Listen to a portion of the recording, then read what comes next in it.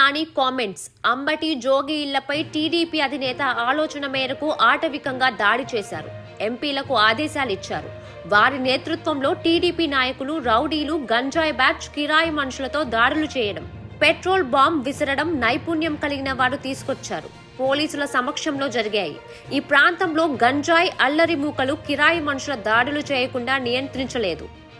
ADCP అల్లరి మూకలతో చర్చలు జరిపారు. పోలీస్ కానిస్టేబుల్ ను కింద పడేసి తొక్కుతున్నా పోలీసులకు పౌరుషం రావడం లేదు, చర్యలు తీసుకోవడం లేదు. తర్పీదు పొందిన వారు విసిరితే సింహద్వారంపై పడి మంటలు చెలరేగాయి. ప్రజానాయకుడిపై దుర్మార్గంగా దాడి చేశారు.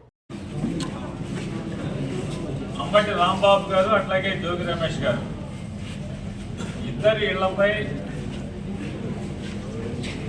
తెలుగుదేశం పార్టీ నారా చంద్రబాబు నాయుడు గారు నారా లోకేష్ నాయుడు గారు వీళ్ళిద్దరి యొక్క ఆలోచన మేరకు వీళ్ళిద్దరి ఇళ్లపై ఆటవికంగా దాడి చేయడం అనేది ఒక ఆర్గనైజ్డ్ క్రైమ్గా ఉద్దేశపూర్వకంగా ఇక్కడ ఎంపీని అక్కడ ఎంపీని ఇద్దరిని కూడా ఆదేశాలు ఇచ్చి ఆ ఎంపీల నేతృత్వంలో బహిరంగంగా వందల మంది తెలుగుదేశం పార్టీ కార్యకర్తల్ని రౌడీల్ని పార్టీ ముసుగులో గూండాల్ని గంజాయి బ్యాచ్ని కిరాయి మనుషుల్ని ఇంతమందిని పోగేసుకొచ్చి ఇళ్లపై దాడులు చేయటం, ఆటవికంగా జోగి రమేష్ గారి ఇంటి దగ్గర అయితే స్కిల్డ్ అంటే బాంబు విసరటంలో కానీ పెట్రోల్ బాంబు విసరటంలో కూడా నైపుణ్యాన్ని సాధించినటువంటి కిరాయి మనుషులు తెచ్చుకోవటం,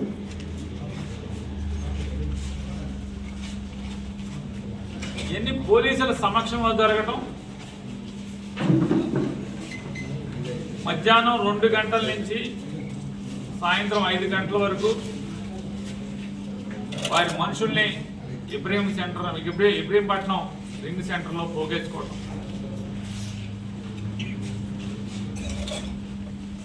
ఈ ప్రాంతంలో అల్లరి మోకలు, చైన్ బ్యాచ్లు, గంజాయి బ్యాచ్లు, కిరాయి మూటాలు చెలరేగకుండా అసాంఘిక శక్తుల్ని కంట్రోల్ చేయాల్సినటువంటి పోలీస్ వ్యవస్థలోని కొంతమంది అధికారులే దీని ప్రోత్సాహకరంగా ఈ కార్యక్రమాలన్నింటినీ కూడా ప్రోత్సాహకరంగా అండదండలుగా ఉండటం,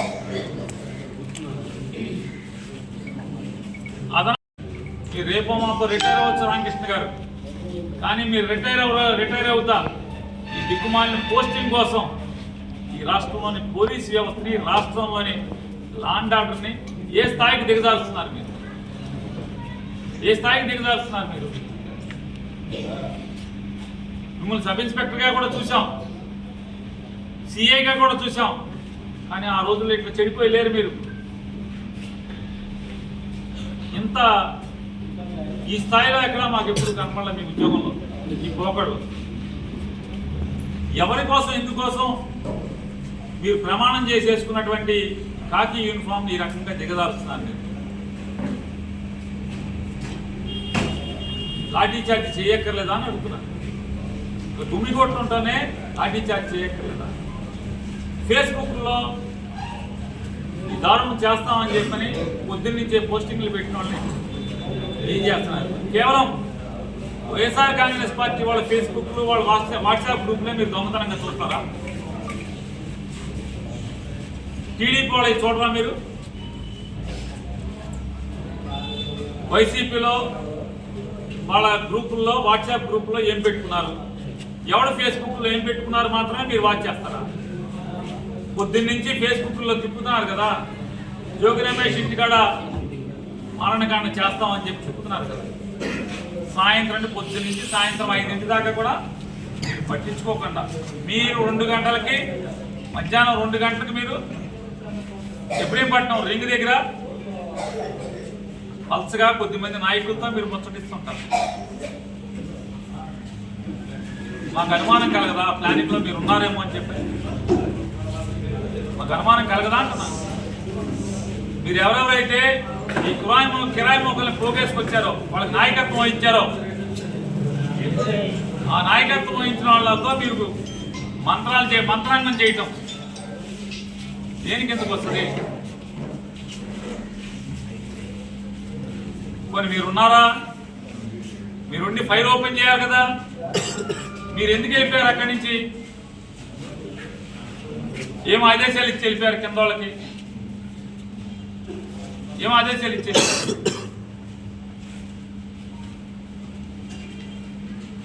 ఇవాళ కేసు అయిన తర్వాత మొత్తాన్ని తీసుకొచ్చాం, 41 నోటీస్ ఇచ్చా వదిలేసామని చెప్పని పేపర్కి ఇస్తారు. ఇవాళ దుర్గారావు అనేటువంటి ఒక ఏసీపీ ఆయన ముద్దాయిలతో ఎంత చిత్విలాసంగా ముద్దాయిలు అంటే ఒక మాజీ మంత్రి ఇంటి మీద ఆ ఇంట్లో వాళ్ళ ప్రాణాలు పోయినా పర్లేదని చెప్పని దాడి చేసి పెట్రోల్ బాంబులు వేసినటువంటి ముద్దాయిల్ని తీసుకొచ్చి ఎంత ముచ్చటించుకుంటున్నారో ఆ ముచ్చట్లో చూస్తే ఆ ఫోటోలు చూస్తే అర్థమవుతుంది మనకి.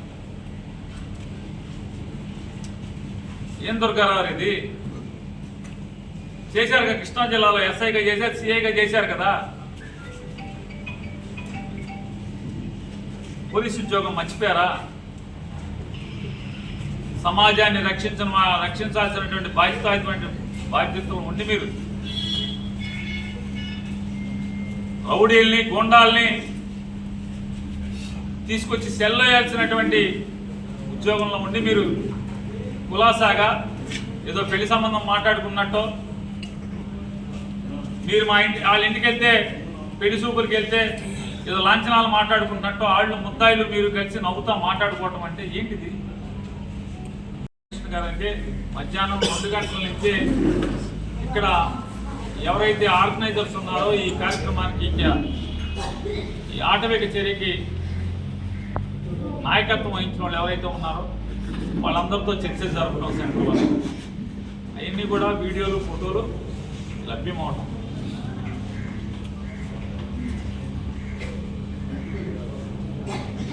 ఆఖరికి అందులో ఒక పోలీసు ఉద్యోగస్తుని కూడా పడేసి కాళ్ళతో తొక్కుతున్నా కూడా కనీసం అన్ని గబాలను కాపాడటం లేకపోతే తొక్కిన వాళ్ళని చర్యలు తీసుకోవటం దాని మీద యాక్షన్ తీసుకోవటం కూడా లేదు. అంటే సాటి పోలీసు ఉద్యోగస్తుని తొక్కుతున్నా సరే పడేసి కొడుతున్నా సరే పౌరుషం రావట్లేదు సాటి పోలీసులకి. పెట్రోల్ బాటిల్స్ అలాగే అంటే పెట్రోల్ అంటిస్తే ఒకసారి ఆళ్ళు కూడా తగలాలి, కానీ ఇది తర్ఫీదు పొందినటువంటి అంటే టెర్రరిస్టులో లేకపోతే కిరాయి మోకలో ఎవరైతే తర్ఫీదు పొందుతారో ఆ తర్ఫీదు పొందినట్టుగా చేత్తో ఇసిరేప్పుడు దానికి ఒత్తంటించి పొగొస్తుంది. దాన్ని కరెక్ట్గా వాళ్ళ సింహద్వారం మీద పడి అక్కడ బాంబు పేలేట్టుగా పెట్రోల్ బాంబు పేలేట్టుగా వీడియోలు అన్నింటిలో ఉన్నాయి. అంటే ఎంత దుర్మార్గంగా సమాజంలో ఎమ్మెల్యేగా మంత్రిగా పనిచేసినటువంటి ఒక ప్రజానాయకుడికే ఈ రకమైనటువంటి పరిస్థితులు ఈ రాష్ట్ర ప్రభుత్వం మధ్య.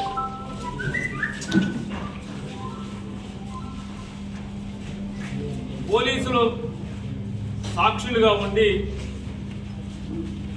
ఇటువంటి ఆటవిక చర్యలు జరుగుతుంది. చాలా మంది కానిస్టేబుల్స్ సబ్ ఇన్స్పెక్టర్లు ఆవేదన చెందుతున్నారు. ఇవాళ ఎవడో మెప్పు కోసమో ఎవడో పోస్టింగ్ కోసమో కొంతమంది రామకృష్ణ లాంటి అధికారులు లేదా రాజశేఖర్ బాబు లాంటి అధికారులు ఈ రకంగా ఇళ్ల మీద బరి తెగించి పట్టపగలు పెట్రోల్ బాంబులు వేసే సంస్కృతి పోలీసుల సమక్షంలో, పోలీసులు ఉండగా పోలీసుల సమక్షంలో ప్రత్యర్థి రాజకీయ నాయకుల ఇళ్ల మీద పెట్రోల్ బాంబులు వేసే సంస్కృతిని మేము మొదలుపెడితే దానికి పోలీసులే చోద్యం చూస్తూ ఉంటే దీన్ని ఎక్కడికి తీసుకెళ్తున్నారు? ఈ సమాజాన్ని, రాష్ట్రాన్ని ఎక్కడికి తీసుకెళ్తున్నారు? అది ఎందుకులా గతి లేక మనం కాకి యూనిఫామ్ వేసుకోవడమని కానిస్టేబుల్స్ కానీ సబ్ ఇన్స్పెక్టర్లు కానీ వాళ్ళ ఆవేదన చెందే పరిస్థితులు తేవాలి కదా.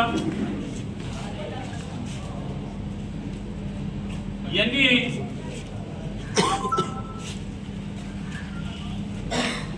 రాజశేఖర బాబు గారిని అలాగే గుండం రామకృష్ణ గారిని అడుగుతున్నా నేను. ఈ సంఘటన జరగగానే క్రూస్ టీం వచ్చిందా? క్రూస్ టీం పంపించారా?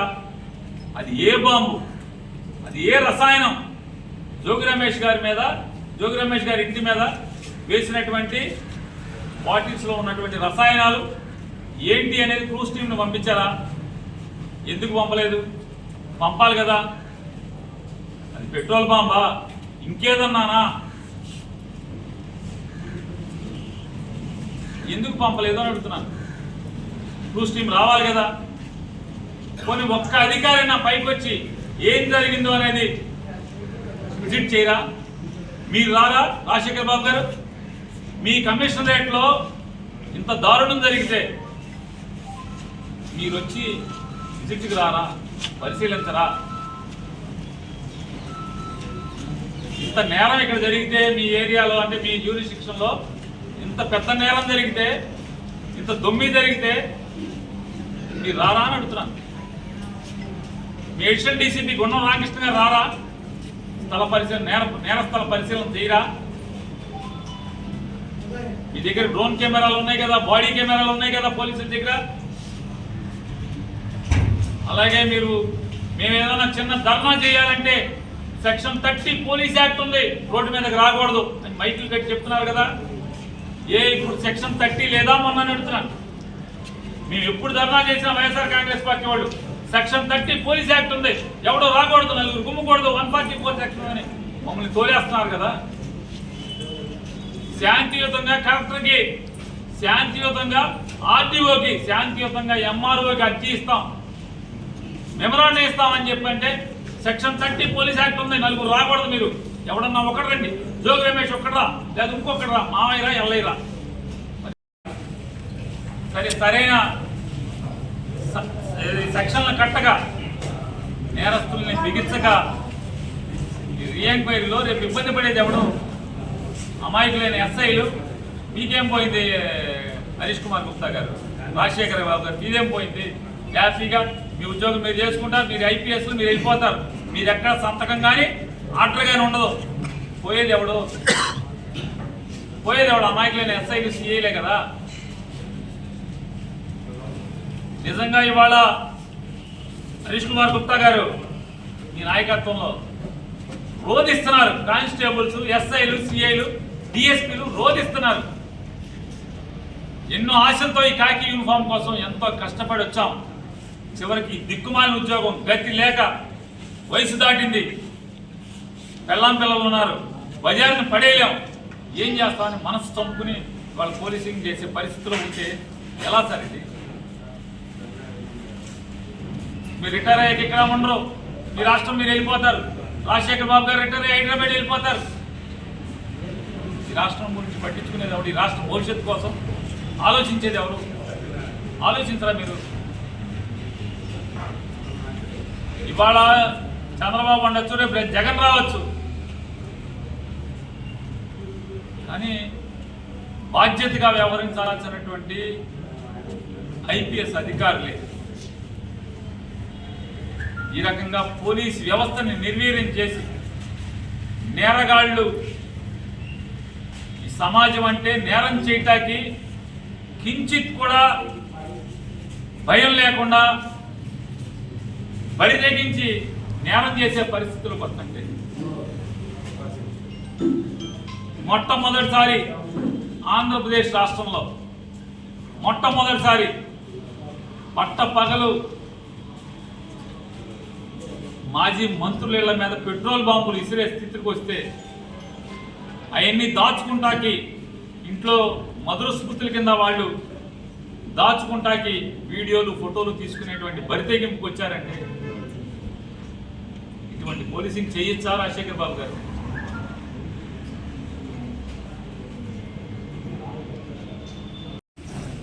ఏమంటే ఏ గుణం ఉన్నవాడు ఆ గుణానికి వరకు చచ్చే వరకు ఆ గుణానికి ఉంటాడు. భయంతోనో ఇంకోటితోనో భయం ఉన్నవాడు ఎప్పుడు మామూలుగా 2 ఏళ్ళ నుంచి మాట్లాడు. భయం లేనోడే మాట్లాడుతూ ఉంటాడు. భయం లేనోడే మాట్లాడతాడు.